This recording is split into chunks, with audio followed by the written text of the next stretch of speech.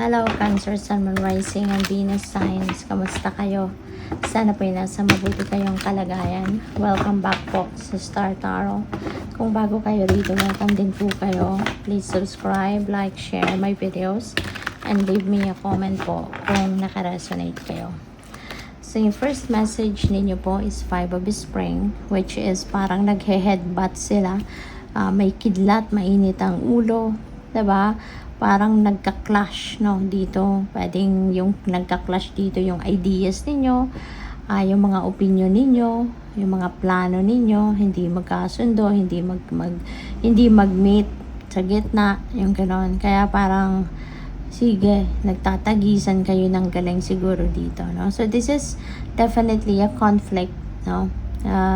Depende sa inyong sitwasyon, but mayroong hindi kayo dito pagkakaintindihan with someone, no? O pwedeng kapamilya yan, o pwedeng katrabaho, no? Nagka-clash ang mga opinion, ganon. So, we have Queen of Autumn. Wow, napakaganda ni Bunny, you know? Naka-corona. So, napakagandang time ito para sa inyo. May mga babies kayo rito. So, pwedeng isa na talaga kayong nanay and you are taking care of your children, no? Very thoughtful siguro kayo, very caring, very sensible, very responsible, yung ganon. At siguro ano talaga kayo, very nurturing, no? Parang ano kayo siguro, you have that unconditional love, no?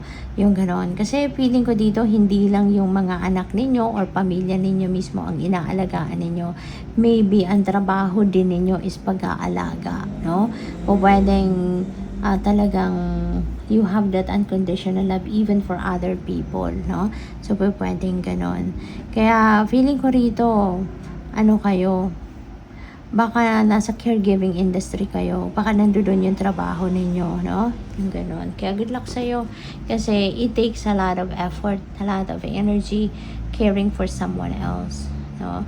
At kailangan mo, lalo-lalo na kung mga pasyente yung inaalagaan mo, it takes a lot of, it takes a unconditional love para magawa mo ang trabaho yan. Kaya kung ganon man ang field, no, na ginagalawan ninyo, kudos to you kasi hindi ito madali na trabaho, no? So what else? We have 6 of Autumn. Ayan. So merong magbibigay sa iyo. It's either kayo yung magbibigay or pwedeng merong magbibigay sa inyo ng pera. It's either kayo yung tutulong or kayo yung may tutulungan or it could be both. O pwedeng meron din kayong pangangailangan sa pera at merong dadating sa inyong pera. So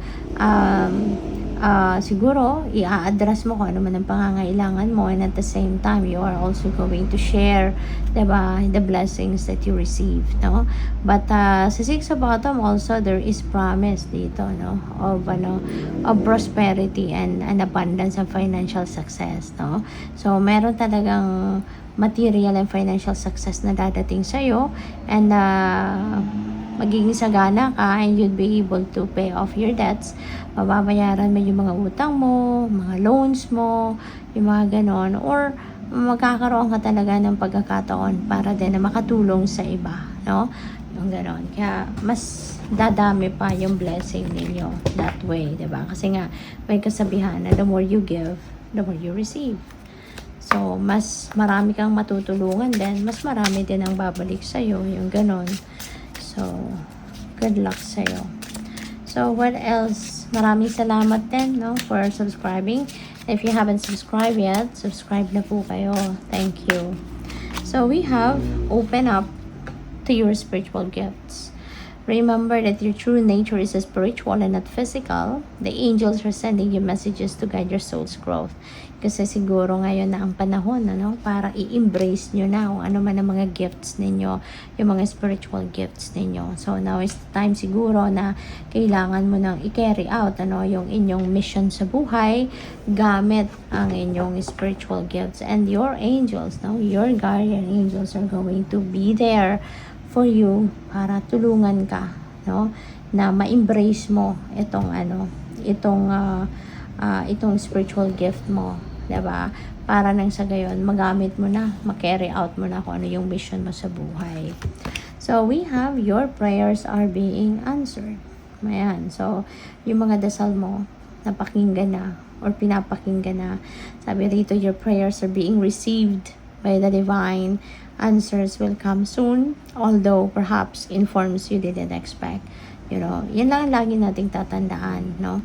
Kasi, 'di ba, kapag nagdadasal tayo, hindi ibig sabihin na kung ano yung hinihingi natin, ano yung gusto natin, yun talagang ibibigay sa atin, 'di ba? Sometimes, ibibigay sa atin ng universe pero not in the exact form na ine-expect natin or not in the exact form na gusto natin, na yung nire-request natin. But in that case, magpasalamat pa rin tayo. No? We should always still be grateful, no, for everything, no, na binibigay niya sa atin. Kasi kahit hindi naman natin sabihin kung ano yung gusto natin, God is always preparing the best for us. He always delivers, diba? Kung ano yung makakabuti sa atin, kung ano yung best para sa atin.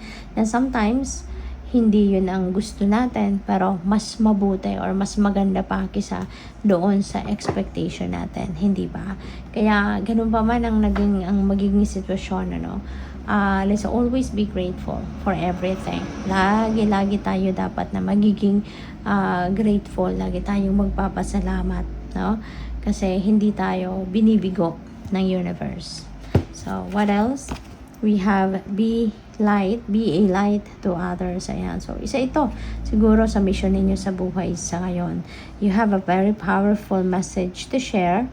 Shine your light on the world so that others can learn from you. You will be an inspiration to many. Siguro, po pwedeng spiritual guide kayo, spiritual counselor kayo, po pwedeng mentor kayo, no? Po pwedeng motivational speaker kayo, yung mga ganon, no? Na talagang gumagabay kayo or ginagabayan ninyo ang mga tao. You are shedding your own light onto other people's lives para matulungan mo sila na magliwanag din ang kanilang buhay, gumaan din ang kanilang buhay, at magabayan mo sila, maakay mo sila patungo sa paghahanap din, sa kanilang sariling liwanag. So, what else for Cancer? By the way, there is a join button sa baba ng video. Kung gusto po ninyong mag-member sa channel, yun lang po. Yung join button lang po ang pipindutin ninyo. Thank you. This is a yes. This is a yes card. So, this could be a go signal para sa'yo. Po pwede kasi na meron kayong dinadasal, tinatanong, tama ba yung decision ko? So, this could be a yes. Tama ba yung path na tinataha ko? So, this could be a yes. Tama ba yung naiisip ko sa ngayon? Kung ano man ang pinaplano ninyo. So, this could be a yes. Diba? Or it could be anything, na siguro hinihingi ninyo ang confirmation ng universe or hinihingi ninyo yung direction na dapat ninyong tahakin. So, this could be a go signal para sa'yo. This could be the answer to your prayers, or to the signs or confirmation na hinihingi nyo. Okay? So, what else? We have choose a new direction. Okay, Cancer? Maaari, nang sagot na to, magkasabay. Yes, you may choose a new direction now. So, pwedeng magkasama to. Okay? Kasi baka tinatanong ninyo rito, diba? About siguro sa endeavor ninyo, about sa mga ventures ninyo, diba? Baka hindi ito gumagana or hindi ito nagiging paborable para sa'yo. So, maybe you're asking, diba? Kung dapat ba na iwanan mo na yan? Dapat bang magbago ka na ng direksyon? Dapat ba change career path ka na? Diba? So, kung ganun man ang mga tanong ninyo, maaaring ito yung sagot. Yes, choose a new direction now. Diba? Habang maaga pa. So, what else? We have let go. Ayan na nga. So, kailangan talaga may release dito, You are definitely going to release. So, yung choose a new direction dito, is definitely related dito sa bagay na kailangan ninyong i-let go. So, kung ano man yung current, kung ano ang current situation ninyo na kinabibilangan ninyo, so, maybe yan ang kailangan na ninyong i-let go. no? So, kung ano tong particular question or particular situation na idinadasal ninyo or itinatanong ninyo sa universe, no? Kung kailangan na ninyong iwanan yan or magbago ng direction. So, this could be it, no? So, kailangan mo nang i-let go. May kailangan ka talaga ditong alisin na sa buhay mo, you know? So, good luck sa'yo. At kayo lang tayo nakakaalam niyan kung alin yan. No? Depende sa iyong dinadasal. So, good luck po. Thank you for watching. Love and light. Namaste.